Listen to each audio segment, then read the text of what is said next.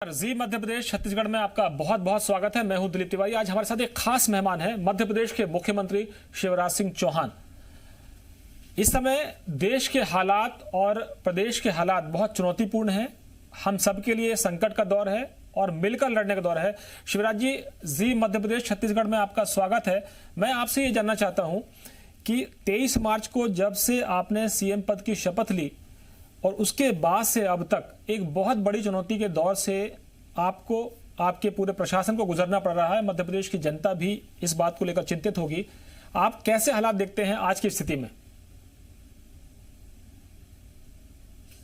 देखिए, 23 तारीख की रात को 9 बजे मैंने शपथ ग्रहण की और 10 बजे अपने ऑफिस में वल्लभ भवन रात को ही मैं काम करने आ गया।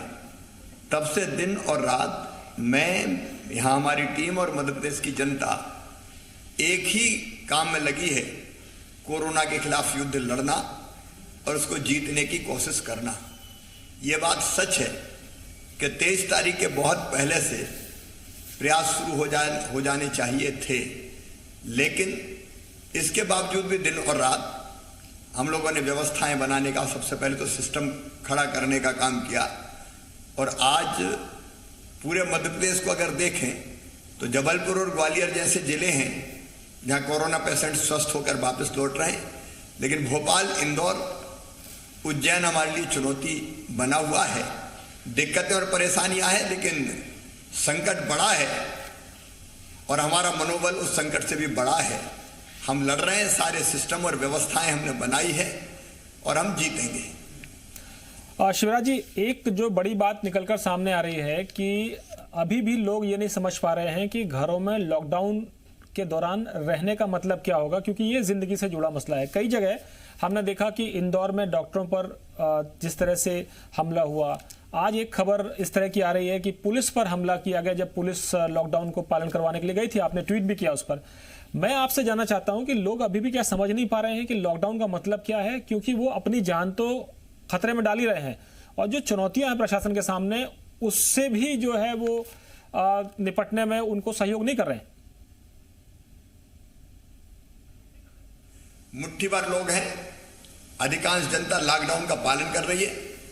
कुछ लोग समझ नहीं रहे, कुछ लोग समझ के भी ना समझ बनने का प्रयास कर रहे हैं। इंदौर में जिनने डॉक्टर्स की टीम पर हमला किया, ये वही डॉक्टर भाई और बहन थे जिन्हें वहीं से फिर कई पॉजिटिव पेशेंट्स को निकाला। लेकिन ऐसे तत्व जो भी थे उनके खिलाफ हमने सख्त कार्रवाई करने का फैसला किया है। इंदौर में पथराव करने वाले राष्ट्रीय सुरक्षा कानून के अंतर्गत अब जेल में हैं और भोपाल में जिनने पुलिस पर हमला करने की जुर्रत की है वो छोड़े नहीं जाएंगे। राष्ट्रीय सुरक्षा कानून के अंतर्गत ही उनको हम कार्रवाई करके ऐसी सजा देंगे कि जिंदगी में फिर दोबारा उनकी इस तरह की हिम्मत ना हो पाए। गलतफहमी पैदा करना, अफवाह पैदा करना, पॉजिटिव होते हुए भी इलाज न कराने का प्रयास करना, हमने फैसला किया है कि ऐसे लोग जो इस मामले में सहयोग नहीं करेंगे, एफआईआर की जाएगी। वो खुद की जिंदगी के लिए तो खतरा बनते ही है, लेकिन दूसरों की जिंदगी से खेलने का उनको कोई हक और अधिकार नहीं है। असामाजिक तत्व कोई भी हो, कितनी बड़ा गुंडा और दादा हो, वो बख्शा नहीं जाएगा और असहयोग करने वालों या छुपाने वालों को भी हम नहीं छोड़ेंगे। इंदौर और भोपाल में केवल 2 ही कारण थे। इंदौर के जिन मोहल्लों में, जिन इलाकों में ये बीमारी पहले पनपी, पॉजिटिव पेशेंट्स मिले, वहां लोगों को बहकाने की कोशिश की गई, कई तरह की अफवाह फैलाने का प्रयास किया गया। अधिकांश लोग साथ हैं, धर्मगुरुओं ने भी अपील की है, लेकिन कुछ विघ्न संतोषी तत्वों ने वहां मामला बिगाड़ने की कोशिश की और इसलिए वहां पॉजिटिव मरीज बड़ी संख्या में निकले। बाद में समझाया, बुझाया, निकाला, जिन्हें गड़बड़ की उनको सजा भी दी और अब वहां इंदौर मुझे लगता है कि धीरे धीरे हम काबू में कर लेंगे, कंट्रोल कर लेंगे। भोपाल में बड़ी समस्या नहीं थी, लेकिन पहले तो विदेश से आए हुए मध्य प्रदेश में 26,000 लोग थे जो अलग अलग जगह घूमे, उनको ट्रेक किया, पहले उनसे ही यहाँ फैला और बाद में तबलीगी जमात के कई लोग मरकज से होके भोपाल लौटे, अलग अलग मस्जिदों में थे, उनके कारण उनमें से कई पॉजिटिव निकले और उनके पास पुलिस से पूछताछ करने गई उनको अस्पताल में भर्ती भी कराया और पूछताछ की तो हमारे पुलिस के भी कई लोगों को यह संक्रमण हो गया। लेकिन हमारा विश्वास है कि हम बहुत जल्दी इस पर जनता के सहयोग से काबू पा लेंगे। अधिकांश लोग, सभी धर्मगुरु हमें इसमें सहयोग कर रहे हैं। कुछ विघ्न संतोषी तत्व है जिनसे हम निपट रहे हैं, निपट लिया जाएगा। शिवराज जी, आपने कहा कि बहुत से लोग जो विदेशों से आए थे उनको आपने ट्रेस किया, आइडेंटिफाई करवाया, उनका एक पूरा ट्रैकिंग की गई है। इसी तरह से तबलीगी जमात का जो आपने एक मुद्दा उठाया, मैं आपसे जानना चाहता हूं कि लोग आज भी इस बीमारी को क्या धर्म के आधार पर देखेंगे? क्योंकि ये व्यक्ति को नहीं देखता, धर्म को नहीं देखता, जाति को नहीं देखता, ऊंच नीच नहीं देख रहा है। ये तो कोरोना ऐसी महामारी है जिससे अमेरिका और इटली जैसे देश भी नहीं बच पाए हैं। तो मैं आपसे जानना चाहता हूं कि क्या हम इस संक्रमण से बचने के लिए सभी धार्मिक धर्मगुरुओं को एक साथ मंच पर ले आए हैं कि भाई आप अपने लोगों को समझाइए कि एक साथ आप घुसे रहेंगे तो आप पूरे प्रदेश को संक्रमण में प्रभावित करेंगे? मध्य प्रदेश में सभी धर्मगुरुओं के साथ मैंने संवाद किया। भोपाल में मैं बैठा और अलग अलग संभाग केंद्रों पर सारे धर्मगुरु भोपाल सहित बैठे और सबने एक स्वर से इस महामारी से निपटने के लिए अपने अपने अनुयायियों को आह्वान किया। बहुत थोड़े से लोग हैं जो माहौल बिगाड़ने की कोशिश करते हैं, लेकिन धर्मगुरु सब सहयोग कर रहे हैं और बाय एंड लार्ज पूरी जनता इसमें सहयोग कर रही है। अब इंदौर में तो एक ऐसा उदाहरण भी मिला कि एक हिंदू परिवार में मृत्यु हो गई तो मुस्लिम आगे बड़े, कंधा लगाने आगे आए। तो ऐसे सांप्रदायिक सद्भाव के भी उदाहरण मिल रहे हैं। लेकिन कुछ लोग हैं जो जानबूझ के वातावरण बिगाड़ने की कोशिश जिन्होंने की, उनको तो हम छोड़ेंगे नहीं। मुख्यमंत्री जी, बीच में इस तरह की जानकारी जब सामने आई कि कई बड़े अफसर जो आपकी टीम में प्रमुख भूमिका निभा रहे थे इस कोरोना महामारी से लड़ने के लिए, उनके पॉजिटिव होने की खबरें जब आई तो एक तरह से लोगों में एक संदेह का वातावरण बना कि ये टीम जो हमारी सुरक्षा के लिए है या प्रदेश की पूरी जनता के लिए काम कर रही है, वो टीमें आप भी लगातार सोशल डिस्टेंसिंग, हम देखते हैं कि आपकी मीटिंगों में सोशल डिस्टेंसिंग का पालन हो रहा है। आपको भी हमने सड़कों पर उतर के लोगों को निर्देश देते हुए देखा है। लेकिन सवाल यह है कि क्या अगर ऐसे हालात बनते हैं कि जब बड़े बड़े आपकी टीम के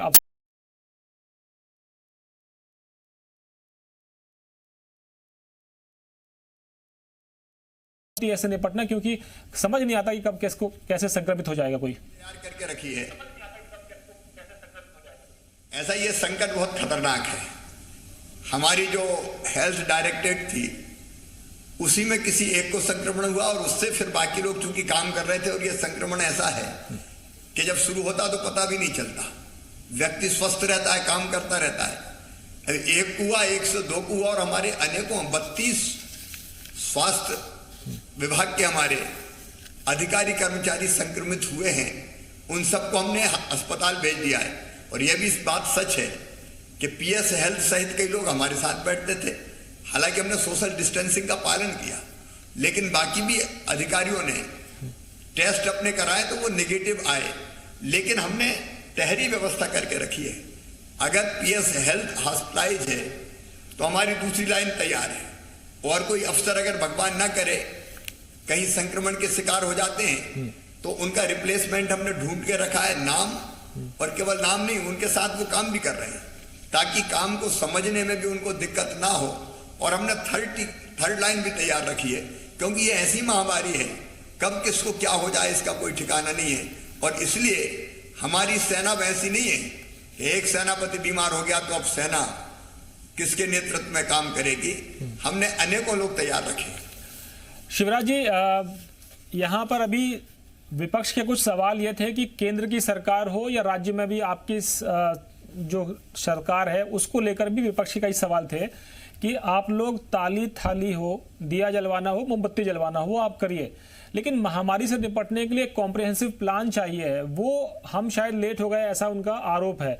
मैं आपसे पूछना चाहता हूं कि जो सवाल उठते हैं उस पर आप क्या कहेंगे कि ताली थाली से नहीं, कोरोना लड़ने के लिए हमको दवाइयां चाहिए होंगी, हमारे जो हेल्थ वर्कर्स हैं, डॉक्टर्स हैं, उनको सारी सुविधाएं देनी पड़ेंगी आपको, क्योंकि बहुत से केसेस डॉक्टर्स के संक्रमण के भी आए हैं, वो प्रोटेक्टिव गियर्स आपको देने पड़ेंगे। और आज अमेरिका भी भारत से मदद मांग रहा है कि दवाइयां मुहैया कराई जाए ताकि वो अपने लोगों को बचा सकें।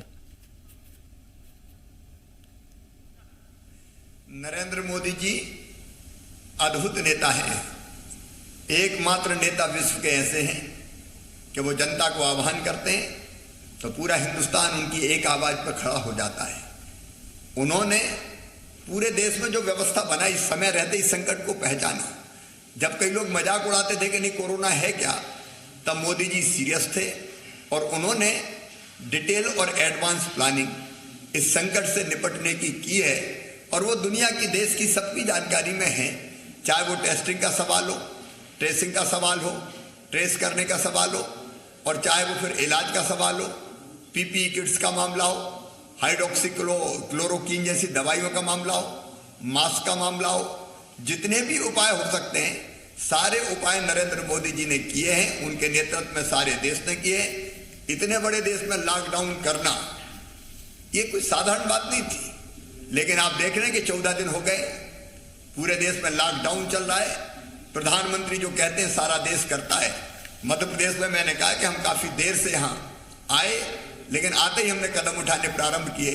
जो बेहतर दुनिया में हो सकता है वो हिंदुस्तान में नरेंद्र मोदी जी के नेतृत्व में हो रहा है। ऐसे नेता पर हम गर्व करते हैं, सौभाग्य से ऐसा नेता मिलता है। अब तो अमेरिका के राष्ट्रपति भी दवाइयों के लिए भारत की तरफ देख रहे हैं। दुनिया के कई देश दवाई के लिए हिंदुस्तान की तरफ देख रहे हैं कि भारत शायद हमारी मदद करेगा।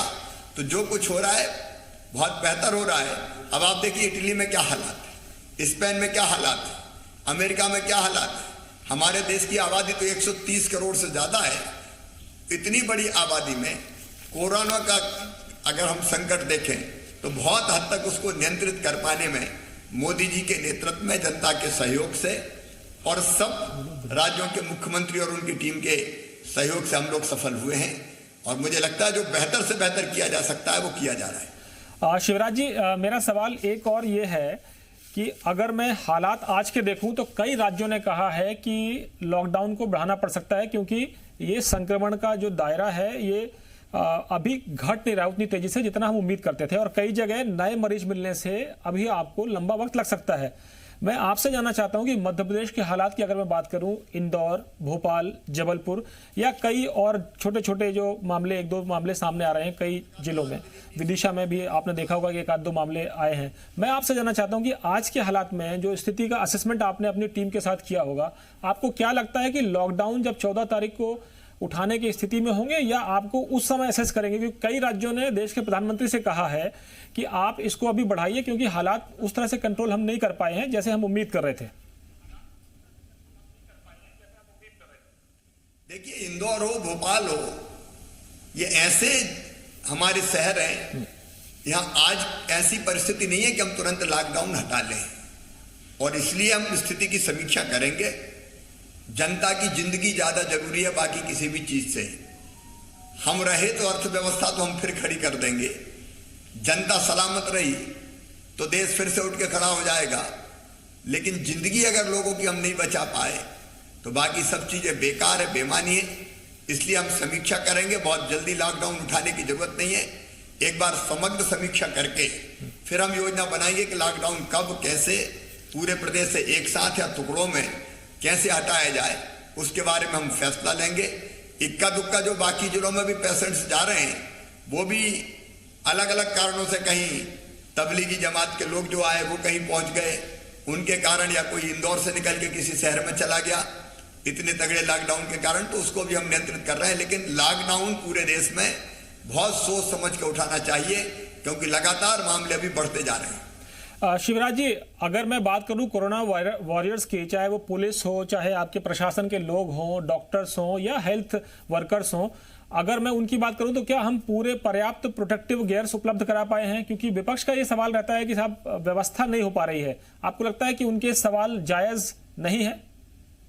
पीपीई किट हम मध्य प्रदेश में स्वयं बना रहे हैं, और हमने जो पीपीई किट्स बनाए भारत सरकार ने अप्रूव किए हैं।